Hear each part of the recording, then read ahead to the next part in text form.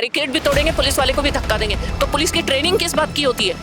Police IPS वगैरह को training यही दी जाती है कि आपको आपातकालीन सिचुएशन में पब्लिक को कैसे हैंडल करना है। हम संविधान की बातें कर रहे हैं, सबसे ज्यादा संविधान का तोड़ने का काम तो यूपी पुलिस कर रही है। पुलिस वाले जिन्होंने इन बच्चों पे हाथ उठाया है, एक एक पुलिस वाला जेल जाना चाहिए। जनता को करप्ट और मॉरली करप्ट लोगों को चुन के भेजना, और आज की तारीख में मैं आपको बताऊं, सत्ता जाएगी, इनके हाथ से पावर जाएगी, अपने आप अकल ठिकाने आएगी। अच्छा, ये बताइए, जो छोटे छोटे जो बटुक थे जिनके हाथों में दंड थे और वो लोग स्नान करने जा रहे थे, तस्वीरें ऐसी आई जो काफ़ी जो सनातन को मानने वाले थे और जो नहीं मानने वाले थे वो तक दुखी हुए हैं कि उनका वो उम्र नहीं था जितनी उनके साथ जो अभद्रता की गई। बयान ऐसे भी सुनने में आया कि उन लोगों को बूट से भी मारा गया है, डंडे से भी मारा गया है, कपड़े भी शरीर से हटा दिए गए, और ठंड का मौसम है, कड़ाके की ठंड चल रही है, उसके बावजूद इस तरीके की जो अत्याचार किया गया, इसको अत्याचार की श्रेणी में ही लाया जा सकता है। क्या कहेंगी, क्या ऐसा होना चाहिए था? भैया ऐसा है, मैं आपको एक आपके चैनल के माध्यम से एक बात बोलना चाहूंगी।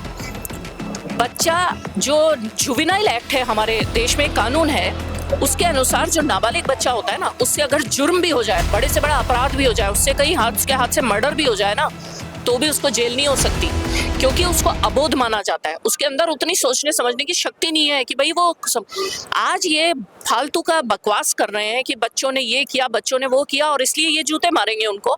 मैं आपको बता रही हूँ, ये जितने पुलिस वाले जिन्होंने इन बच्चों पे हाथ उठाया, एक एक पुलिस वाला जेल जाना चाहिए। एक एक पुलिस वाले ने इतना बड़ा अपराध किया है, नाबालिग बच्चों पे हाथ उठाना, वो भी ऑन कैमरा, पूरा पब्लिक डोमेन में ये सारे फोटोग्राफ्स हैं, ये सारे वीडियोस हैं।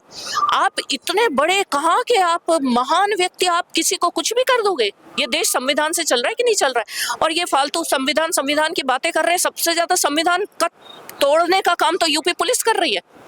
आपने जो कहा क्यों करना चाहिए, क्यों करना चाहिए? अरे ये झूठा नैरेटिव चला रहे हैं कि बच्चों ने पुलिस वाले को धक्का दिया, बच्चे ने बैरिकेड तोड़ा। अरे तोड़ेंगे बच्चे, मैं तो कहूँ 100 बार तोड़ेंगे, बैरिकेड भी तोड़ेंगे, पुलिस वाले को भी धक्का देंगे। तो पुलिस की ट्रेनिंग किस बात की होती है? पुलिस आईपीएस वगैरह को ट्रेनिंग यही दी जाती है कि आपको आपातकालीन सिचुएशन में पब्लिक को कैसे हैंडल करना है। हम डॉक्टर हैं, हम जब मरीज सीरियस होता है, उसके घर वाले बहुत उद्वेलित हो जाते हैं, उस समय हमें भी उल्टा सीधा बोल देते हैं, आपने यूं कर दिया, आपने यूं कर दिया। हम शांति से हैंडल करेंगे कि मारेंगे उनको कि तुम इससे ऐसे कैसे बात कर रहा है? इसकी हमारे को ट्रेनिंग होती है ना कि आपको मरीज को किस तरह हैंडल करना है। इन आईपीएस आईएएस किस बात की डिग्री लेके बैठे हैं? ये इनके ऊपर तो हम लोग केस करेंगे। क्या बात कर रहे हैं आप? हम बहुत सारे नारी संगठन हैं, हम लोग इस बात पे हम बच्चों का बहुत ध्यान रखते हैं, इस बात पे तो हम लोग बहुत नाराज हैं।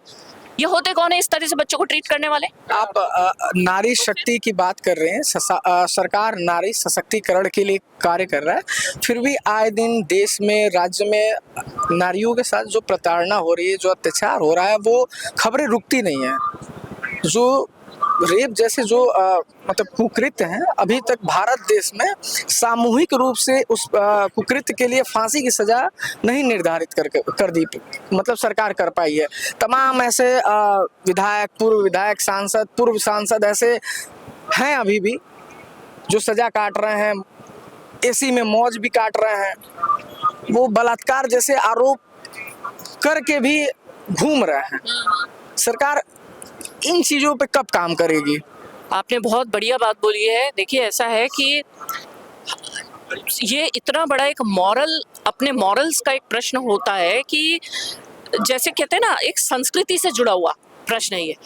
आप कितने ही मॉडर्न हो जाओ, लेकिन अगर आपके संस्कार वैसे हैं, आपके वैल्यूज वैसे, तो आपकी दृष्टि हमेशा पवित्र रहेगी, आप उसी पवित्र भावना से देखोगे। लेकिन हो क्या रहा है पिछले कुछ टाइम में, देखिए मॉडर्नाइजेशन तो होगा, उसको तो हम रोक नहीं सकते, लेकिन जो चारित्रिक पतन होता जा रहा है ना लोगों का, और इसके पीछे राजनीति एक बहुत बड़ा फैक्टर है, बहुत बड़ा फैक्टर है। होता क्या है, जो आपने बोला वही बात है, अपराधी को बचा लिया जाता है।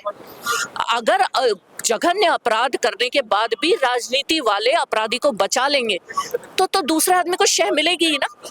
यही कारण है कि अपराध रुकता नहीं है। न्याय, अगर मान लो न्यायाधीश न्याय देना भी चाहे तो उसके सामने आप सबूत ही नहीं आने दोगे, पुलिस आप वैसी चार्जशीट ही नहीं प्रस्तुत करेगी।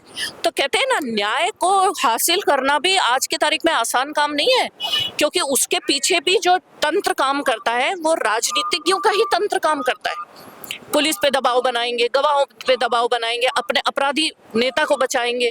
ये सब अगर ये सब चलता रहेगा तो न्याय हम सोच ही नहीं सकते कि कभी न्याय मिल सकता है। और ये चल रहा है, आपकी बात बिल्कुल सही है। इसका देखिए, इसको रोकने का एक ही रास्ता है। इसको अपन पूरी तरह तो खत्म नहीं कर सकते। प्रैक्टिकल बात तो ये है कि हर युग में पाप और जुर्म तो जीरो तो नहीं किया जा सकता, लेकिन हाँ, जब पब्लिक ऐसे करप्ट लोगों को, सबसे पहले तो जनता को करप्ट और मॉरली करप्ट लोगों को चुन के भेजना। और आज की तारीख में मैं आपको बताऊं भैया, पिछले कुछ टाइम में हम ये देख रहे हैं कि चाहे आदमी कितना ही करप्ट क्यों ना हो, इसके ऊपर अगर एक पार्टी का ठप्पा लग गया, वॉशिंग मशीन में धुल के आ गया, तो वो करोड़ों अरबों का भी गबन करने वाला होगा। उसको बढ़िया, उसको टिकट मिलेगा, उसको पोस्ट मिलेगी, उसको मुख्यमंत्री बनाएंगे, उसको फलाना मंत्री बनाएंगे। ये जो चलन चल रहा है ना, इसलिए लोग क्या कर रहे हैं, बुरे से बुरे अपराध करके भी पॉलिटिकल पार्टियों में शामिल होकर अपने अपराध धो रहे हैं। ये बहुत बड़ा फैक्टर हो रहा है। और पब्लिक की गलती क्या है पता है? ऐसे लोगों को भी चुन के भेज रही है। पब्लिक ऐसे लोगों को वोट देना बंद कर दे, अरे भाई उसको तो हमें देना ही पड़ेगा वरना हिंदुत्व खतरे में पड़ जाएगा, उसको हम वोट नहीं देंगे तो भाई सनातन खतरे में पड़ जाएगा। ये बोल बोल के अपराधियों को भी चुन चुन के भेज रहे हैं। ये एक बहुत बड़ा कारण हो रहा है। पब्लिक को, जनता को न्याय देना, न्याय तो पब्लिक ही करती है। जब चुनाव होता है ना, तो न्यायाधीश जनता ही होती है। लेकिन जनता आजकल क्या, न्यायाधीश कम होके और चाटुकार हो गई है। ऐसे लोगों को भेजना बंद करेंगे, इनके हाथ से सत्ता जाएगी, इनके हाथ से पावर जाएगी, अपने आप अकल ठिकाने आएगी।